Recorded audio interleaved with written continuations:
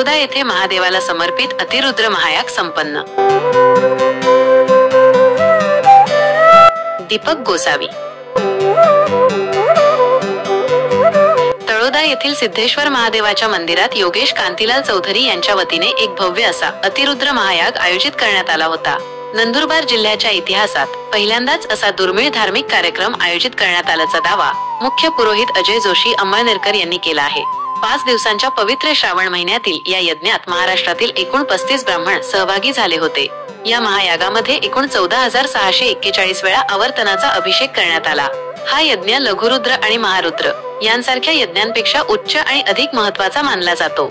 महादेवाच्या सेवेसाठी आयोजित करण्यात आलेल्या या यज्ञादरम्यान एकादशी निमित्त कीर्तनाचेही आयोजन करण्यात आले होते। या अतिशय दुर्मिळ धार्मिक कार्याची सांगता 21 ऑगस्ट 2025 रोजी सायंकाळी 5:30 एका पालखी मिरवणुकीच्या माध्यमातून करण्यात आली।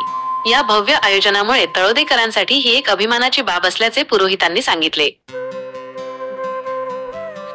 नमस्कार। आज या ठिकाणी गेले 5 दिवस झाले योगेश कांतीलाल चौधरी राहणार तळोदा यांनी अतिरुद्र याग करण्याचा संकल्प केलेला होता।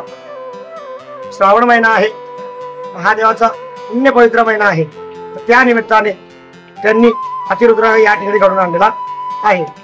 अतिरुद्राचा प्रकार म्हणजे असा असतो, पहिल्यांदा लघुरुद्र, नंतर महारुद्र, नंतर अतिरुद्र।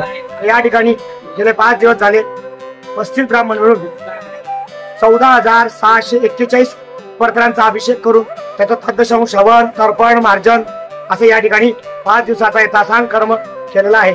त्यांनी एक दिवस त्या निमित्ताने महादेवाची सेवा व्हावी, विठ्ठलाची सेवा व्हावी, त्या निमित्ताने त्यांनी कीर्तन सुद्धा एकादशी निमित्त ठेवलेलं होतं। हा अति दुर्मिळ योग आहे, नंदुरबार जिल्ह्यात आतापर्यंत कोणाकडनं झालेला नसेल असा यज्ञ योगेश भाऊंनी केला आहे। नमः पार्वती पदे हर हर महादेव हर।